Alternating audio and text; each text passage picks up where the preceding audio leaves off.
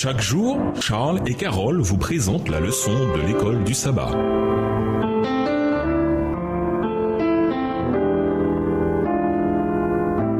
Bienvenue dans votre émission Dieu nous parle. Voilà la leçon de jeudi, le salut des pécheurs. L'amour de Paul pour son peuple apparaît clairement dans Romains 11, versets 25 à 27. Comme cela a dû être difficile pour lui de voir certains de ses compatriotes se dresser contre lui et la vérité de l'évangile. Et pourtant, au milieu de tout cela, il croyait encore que beaucoup pouvaient voir Jésus comme le Messie. Lisons Romains 11, versets 28 à 36. De quelle manière Paul montre-t-il l'amour de Dieu, non seulement envers les Juifs, mais envers toute l'humanité? Comment exprime-t-il ici l'incroyable et mystérieuse puissance de la grâce de Dieu? Romains 11, versets 28 à 36. En ce qui concerne l'Évangile, ils sont ennemis à cause de vous. Mais en ce qui concerne l'élection, ils sont aimés à cause de leur péant. Verset 29. Car Dieu ne se repent pas de ses dons et de son appel. De même que vous avez autrefois désobéi à Dieu et que par leur désobéissance, vous avez maintenant obtenu miséricorde, de même ils ont maintenant désobéi afin que, par la miséricorde qui vous a été faite, ils obtiennent aussi miséricorde. Car Dieu a renfermé tous les hommes dans la désobéissance pour faire miséricorde à tous. Ô profondeur de la richesse, de la sagesse et de la science de Dieu, que ses jugements sont insondables et ses voies incompréhensibles. Car qui a connu la pensée du Seigneur ou qui a été son conseiller?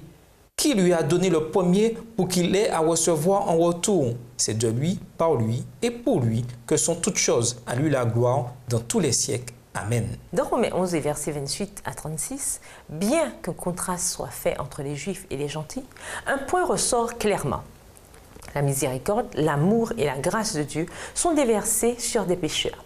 Dès avant la fondation du monde, le plan de Dieu était de sauver l'humanité et d'employer d'autres êtres humains, et même des nations, comme instruments entre ses mains pour accomplir sa volonté divine. Lisons Romains 11, verset 31.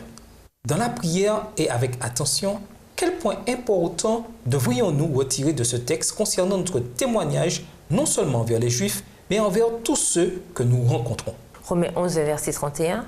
De même, ils ont maintenant désobéi afin que, par la miséricorde qui vous a été faite, ils obtiennent aussi miséricorde. Pas de doute là-dessus. Si l'Église chrétienne avait mieux traité les Juifs à travers les siècles, ces derniers auraient été bien plus nombreux à accueillir leur Messie.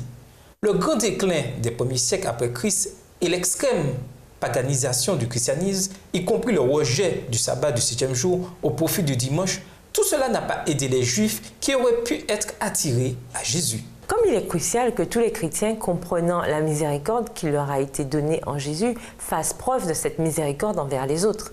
Dans le cas contraire, nous ne pouvons être chrétiens. Voir Matthieu 18, les versets 23 à 35. Y a-t-il quelqu'un envers qui vous devez faire preuve de miséricorde et qui peut-être ne le mérite pas? Pourquoi ne pas faire preuve de miséricorde envers cette personne, quelle que soit la difficulté que cela représente? N'est-ce pas ainsi que Jésus a agi envers nous? Et nous vous laissons avec la question du jour. De quelle manière spécifique l'Église d'aujourd'hui peut-elle apprendre quelque chose du monde? Au revoir. Et à demain si Dieu veut. Dieu nous parle. Chaque jour, Charles et Carole vous présentent la leçon de l'école du sabbat.